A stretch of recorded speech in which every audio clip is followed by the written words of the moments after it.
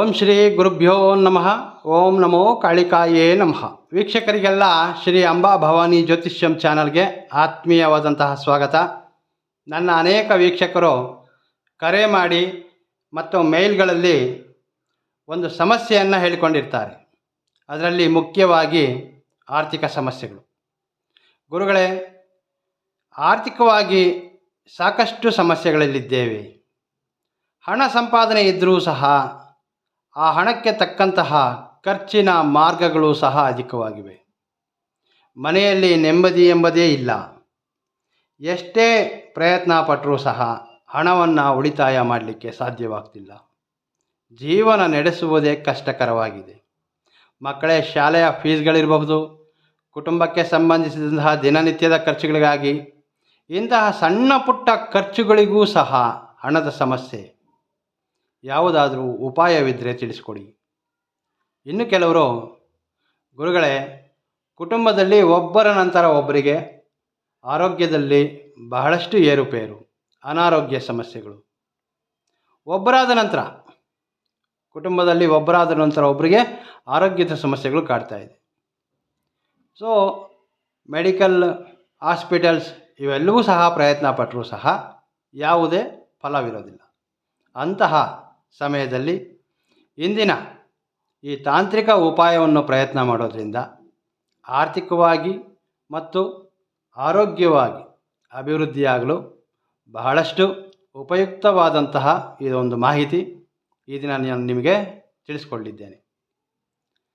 ಈ ಒಂದು ಉಪಾಯವನ್ನು ಪ್ರಯತ್ನ ಮಾಡೋದ್ರಿಂದ ಮನೆಯಲ್ಲಿ ಧನಾಭಿವೃದ್ಧಿಯಾಗುತ್ತದೆ. ಮನೆಗೆ ಬಂದಂತಹ ಹಣ ಮನೆಯಲ್ಲೇ ಉಳಿಯಲು, ಖರ್ಚಿನ ಬಾಗಿಲುಗಳು ಮುಚ್ಚಿಕೊಳ್ಳಲು, ಯಾವ ಸಮಯದಲ್ಲಾದರೆ ಖರ್ಚುಗಳು ಕಡಿಮೆ ಆಗುತ್ತವೋ ಸೇವಿಂಗ್ಸ್ ಅನ್ನೋದು ಅದು ತಾನಾಗಿಯೇ ಆಗುತ್ತೆ. ಇನ್ನು ಕೆಲವರು ಇರ್ತಾರೆ, ಎಷ್ಟೇ ಪ್ರಯತ್ನ ಪಟ್ಟರೂ ಸಹ ಅವರು ಅಂದುಕೊಂಡಂತಹ ಕೆಲಸಗಳು ಯಾವುವು ಸಹ ಸಮಯಕ್ಕೆ ಸರಿಯಾಗಿ ಪೂರ್ತಿ ಆಗ್ತಾ ಇರಲ್ಲ.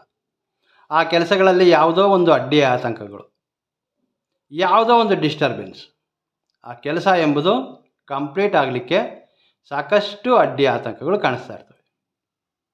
ಮನೆಯಲ್ಲಿ ಸ್ತ್ರೀಯರು ಪ್ರತಿ ಶುಕ್ರವಾರ ಅಥವಾ ಸೋಮವಾರ ನಾನು ಹೇಳಿದಂತಹ ಈ ಉಪಾಯವನ್ನು ಪ್ರಯತ್ನ ಮಾಡೋದ್ರಿಂದ ಮಹಾಲಕ್ಷ್ಮಿ, ಧನಲಕ್ಷ್ಮಿ ಮನೆಯಲ್ಲಿ ಶಾಶ್ವತವಾಗಿ ಉಳಿತಾಳೆ. ಈ ಉಪಾಯವನ್ನು ಮಾಡೋದು ಹೇಗೆ ಎಂಬುದನ್ನು ನಾನು ನಿಮಗೆ ವಿವರವಾಗಿ ತಿಳಿಸ್ಕೊಡ್ತೇನೆ. ವಿಡಿಯೋನ ಸ್ಕಿಪ್ ಮಾಡದೆ ಪೂರ್ತಿಯಾಗಿ ನೋಡೋದಕ್ಕೆ ಪ್ರಯತ್ನವನ್ನು ಮಾಡಿ. ನಿಮಗೆ ಈ ಮಾಹಿತಿ ಇಷ್ಟವಾದರೆ ವಿಡಿಯೋವನ್ನು ಲೈಕ್ ಮಾಡಿ. ಹಾಗೆ ಈ ಸಮಸ್ಯೆಯಲ್ಲಿರ್ತಕ್ಕಂತಹ ನಿಮ್ಮ ಸ್ನೇಹಿತರಿರಬಹುದು ಅಥವಾ ಬಂಧುಗಳಿಗೆ ಈ ಒಂದು ವಿಡಿಯೋವನ್ನು ಶೇರ್ ಮಾಡಿ. 10 ಜನಗಳಿಗೆ ಈ ಒಂದು ಉಪಾಯ ಅವರಿಗೆ ಲಾಭವಾಗಬಹುದು. ಯಾವುದೇ ಖರ್ಚಿಲ್ಲದೆ ಮನೆಯಲ್ಲೇ ಸಿಗ್ತಕ್ಕಂತಹ ಕೆಲವೊಂದು ಸಣ್ಣ ಪುಟ್ಟ ವಸ್ತುಗಳಿಂದ ಈ ರೀತಿಯ ಒಂದು ಸಣ್ಣ ಸಣ್ಣ ಪರಿಹಾರಗಳನ್ನು ನಾವು ಪ್ರಯತ್ನ ಮಾಡಬೇಕು. ಇವೆಲ್ಲವೂ ನಾವು ಹೊಸದಾಗಿ ಹೇಳುವಂಥದ್ದೇನಲ್ಲ. ಇವೆಲ್ಲ ನಮ್ಮ ಪೂರ್ವಿಕರು, ನಮ್ಮ ಅಜ್ಜಿ, ನಮ್ಮ ತಾತ ಇವರೆಲ್ಲವೂ ಪ್ರಯತ್ನ ಮಾಡಿ ನಮಗೆ ತಿಳಿಸಿರ್ತಕ್ಕಂತಹ ಕೆಲವೊಂದು ರೆಮಿಡೀಸ್. ಸರಳವಾಗಿರ್ತವೆ, ಆದರೆ ಅಷ್ಟೇ ಶಕ್ತಿಯುತವಾದಂತಹ ರಿಸಲ್ಟನ್ನು ಕೊಡ್ತಕ್ಕ, ಶೀಘ್ರವಾಗಿ ಫಲ ಕೊಡ್ತಕ್ಕಂತಹ ಕೆಲವೊಂದು ಉಪಾಯಗಳಿರ್ತವೆ. ಮನೆಯಲ್ಲಿ ಹಿರಿಯರು ಇವನ್ನೆಲ್ಲ ಹೇಳ್ಕೊಡ್ತಾ ಇರ್ತಾರೆ. ಈಗಿನ ಕಾಲದಲ್ಲಿ ಈ ಒಂದು ಜನ್ರೇಷನ್ ಇವುಗಳನ್ನ ಮಾಡ್ತಕ್ಕಂತಹದ್ದು ಮರೆತಿರ್ತಾರೆ, ಅಥವಾ ಅವರಿಗೆ ಗಮನಕ್ಕೆ ಈ ರೀತಿ ಮಾಹಿತಿ ಗೊತ್ತಿರೋದಿಲ್ಲ. ಸೊ ತಡ ಮಾಡದೆ ಈ ಉಪಾಯವನ್ನು ಹೇಗೆ ಪ್ರಯತ್ನ ಮಾಡಬೇಕೆಂಬುದನ್ನು ತಿಳಿಸ್ಕೊಡ್ತೇನೆ. ಮೊದಲೇ ಹೇಳಿದ್ದೇನೆ, ಈ ಒಂದು ಉಪಾಯವನ್ನು ಶುಕ್ರವಾರ ಅಥವಾ ಸೋಮವಾರ ಸಂಜೆ 6:30 ನಂತರ ನೀವು ಪ್ರತಿದಿನ ಪೂಜೆ ಮಾಡ್ತಕ್ಕಂತಹ ಸಮಯದಲ್ಲಿ ನಿಮ್ಮ ಒಂದು ದೇವರ ಕೋಣೆಯಲ್ಲಿ ಲಕ್ಷ್ಮೀ ಫೋಟೋದ ಮುಂದೆ ಅಥವಾ ಲಕ್ಷ್ಮೀ ವಿಗ್ರಹದ ಮುಂದೆ 2 ದೀಪವನ್ನು ಹಚ್ಚಿ, ತುಪ್ಪದ ದೀಪವನ್ನು, ಶುದ್ಧ ಹಸುವಿನ ತುಪ್ಪವನ್ನು ಬೆರೆಸಿ 2 ದೀಪವನ್ನು ಹಚ್ಚಿ, ನೀವು ಶುಕ್ರವಾರ ಮತ್ತು ಸೋಮವಾರ ಸಂಜೆ ಮಾಡ್ತಕ್ಕಂತಹ ಪೂಜಾ ಸಮಯದಲ್ಲಿ ಈಗ ನಾನು ತಿಳಿಸ್ತಕ್ಕಂತಹ ಈ ವಿಧಾನವನ್ನು ಸಹ ಸೇರಿಸಿಕೊಳ್ಳಿ. ಈ ಉಪಾಯಕ್ಕೆ ನಮಗೆ ಬೇಕಾಗಿರ್ತಕ್ಕಂತಹ ಮುಖ್ಯವಾದ ವಸ್ತು ಎಂದರೆ ಇದು ಗಾಜಿನ ಪಾತ್ರೆ. ಗಾಜಿನ ಪಾತ್ರೆಯನ್ನು ಏಕೆ ಬಳಸ್ತೇವೆ ಅಂತಂದರೆ, ಗಾಜು ರಾಹುವಿಗೆ ಸಂಬಂಧಿಸಿದಂತಹ ವಸ್ತು.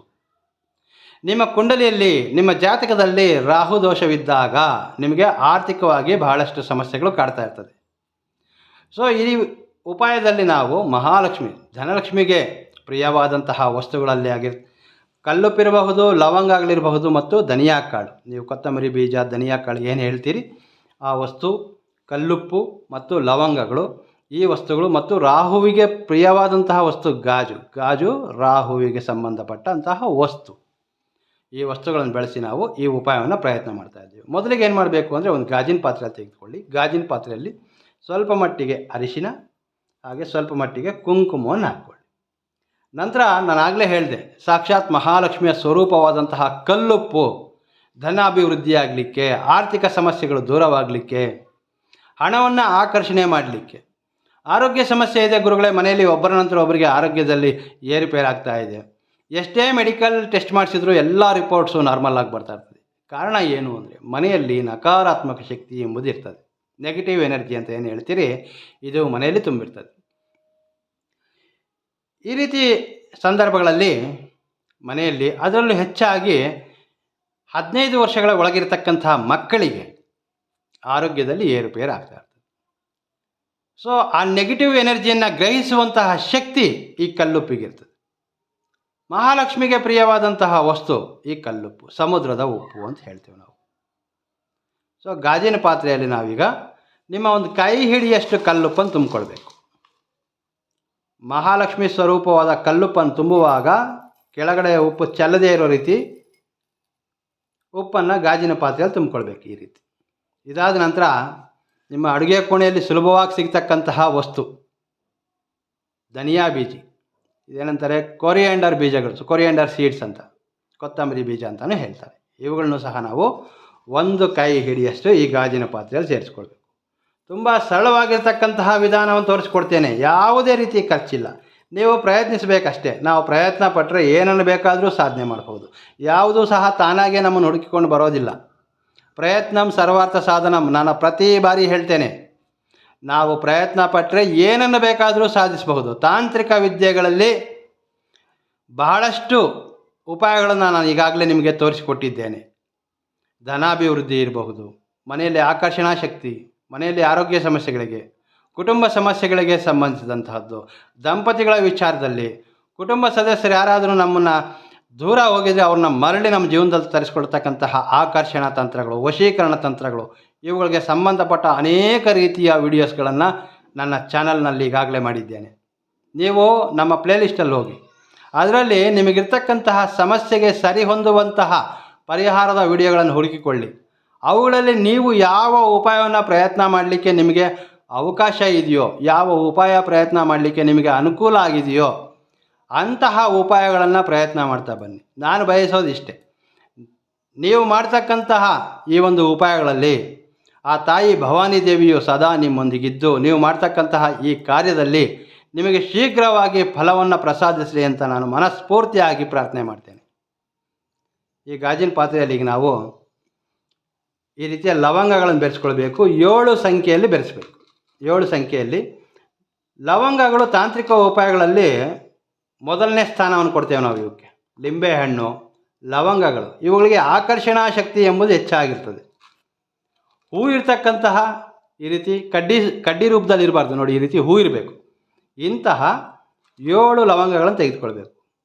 ಆಕರ್ಷಣಾ ಶಕ್ತಿ ಹೆಚ್ಚಾಗಿರ್ತಕ್ಕಂತಹ ಈ ಲವಂಗಗಳು ಹಣವನ್ನು ಆಕರ್ಷಣೆ ಮಾಡಲಿಕ್ಕೆ, ಮನೆಗೆ ಬಂದಂತಹ ಹಣ ಮನೆಯಲ್ಲೇ ಉಳಿಲಿಕ್ಕೆ ಇದು ಅದ್ಭುತವಾದಂತಹ ಉಪಾಯ. ಈ ರೀತಿಯ 7 ಲವಂಗವನ್ನು ತೆಗೆದುಕೊಳ್ಬೇಕು. ಇವುಗಳನ್ನು ಸಹ ನಾವೀಗ ಈ ಗಾಜಿನ ಪಾತ್ರೆಯಲ್ಲಿ ಬೆರೆಸ್ತಾ ಇದ್ದೇವೆ. ಗಾಜಿನ ಪಾತ್ರೆಯನ್ನು ಏನು ಮಾಡಬೇಕು, ನೀವು ಶುಕ್ರವಾರ ಅಥವಾ ಸೋಮವಾರ ಮಾಡ್ತಕ್ಕಂತಹ ಸಂಜೆ ಸಮಯದಲ್ಲಿ ಮಾಡ್ತಕ್ಕಂತಹ ಪೂಜಾ ಸಮಯದಲ್ಲಿ ಈ ಗಾಜಿನ ಪಾತ್ರೆಯನ್ನು ನಿಮ್ಮ ದೇವರ ಕೋಣೆಯಲ್ಲಿ, ನಿಮಗೆ ದೇವರ ಕೋಣೆ ಇಲ್ಲದೆ ಇದ್ದರೆ ಒಂದು ಲಕ್ಷ್ಮೀ ಫೋಟೋ ಮುಂದೆ ಅಥವಾ ಲಕ್ಷ್ಮೀ ವಿಗ್ರಹದ ಮುಂದೆ ಈ ಗಾಜಿನ ಪಾತ್ರೆಯನ್ನು ಇಡಿ.